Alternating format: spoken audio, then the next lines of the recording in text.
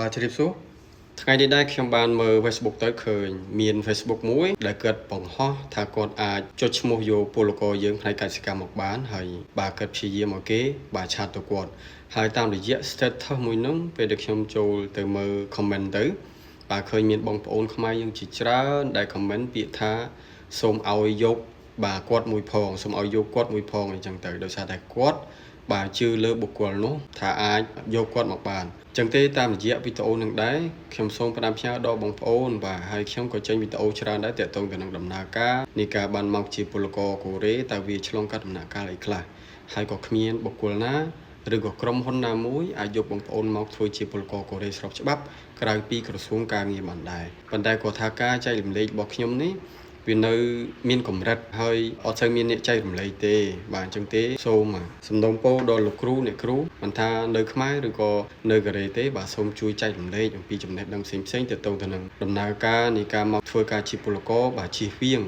បាទជៀសវាងបងប្អូនខ្មែរយើងចាញ់បោកគេទៀតពីព្រោះអីនៅតែមានសកម្មភាពបែបហ្នឹងបាទហើយបងប្អូនយើងក៏នៅតែមានអ្នកដែលមិនសូវយល់ច្បាស់ពីដំណើរការនិងសិទ្ធិបាទច្បាប់ផ្សេងដើម្បីបានមកធ្វើការជាពលករស្របច្បាប់នៅកូរ៉េនៅឡើយទេបាទអញ្ចឹងទេគាត់បាទប្រឈមនឹងហានិភ័យផ្សេងទៅតាមការណែនាំទៅតាមការបញ្ចុះបញ្ចូលរបស់ជនខិលខូចអីផ្សេងអញ្ចឹងទៅបាទអញ្ចឹងទេយើងចូលរួមទប់ស្កាត់ទាំងអស់គ្នាអញ្ចឹងបន្ទាប់មកនេះខ្ញុំនឹងនិយាយខ្លីៗអំពីការជ្រើសរើសបាទពលករបរទេសរបស់ថៅកែកូរ៉េតើគេជ្រើសរើសបែបម៉េចថៅកែកូរ៉េបើសិនជាគេត្រូវការជ្រើសរើសបុគ្គលិក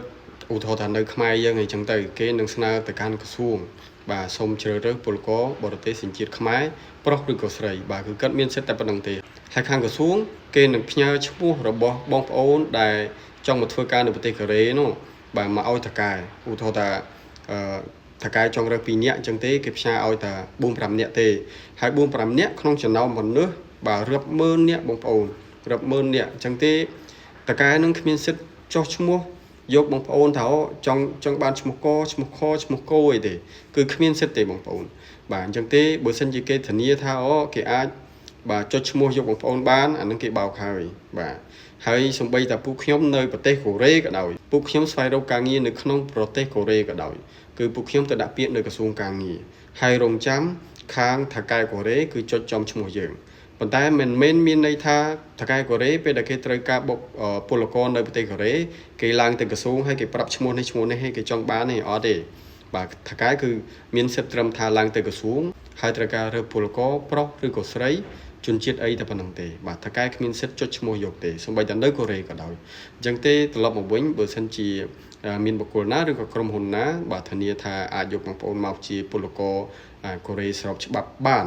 បាទក្រៅពីក្រសួងអានោះគឺគេបោកប្រាស់ហើយអញ្ចឹងទេបាទសូមប្រយ័ត្នប្រយែងទាំងអស់គ្នាបាទជាចុងក្រោយបាទសូមអរគុណដល់បងប្អូនដែលបានទស្សនាវីដេអូនេះហើយសូមជួយចែករំលែកដើម្បីឲ្យបងប្អូនខ្មែរយើងបាទដឹងពីព័ត៌មាននេះផងបាទជម្រាបលា